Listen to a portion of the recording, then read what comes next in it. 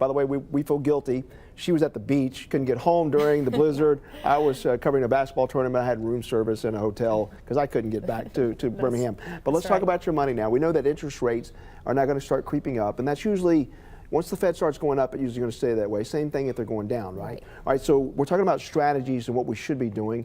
One of the things you want to talk about right away is our home mortgages. So what should we be thinking in terms of home mortgages? Yeah, so the main thing is if you have a adjustable rate mortgage, you need to look at, does it make sense to refinance and move that to a fixed rate? And that depends on how long are you going to be in the home. So it's individualized. You need to see if it makes sense. And adjustable rate mortgages typically only adjust once a year.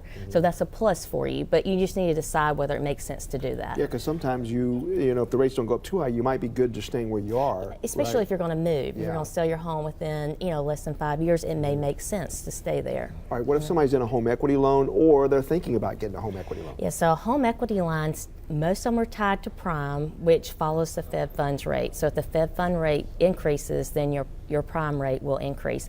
So you need to look at, do you have the ability to pay it off, or can you move that to some type of fixed rate too, where you can refinance and move it to a fixed loan? Okay, and if we have credit cards, the considerations for those right now? Yeah, so the average rate is 16.75 on credit cards.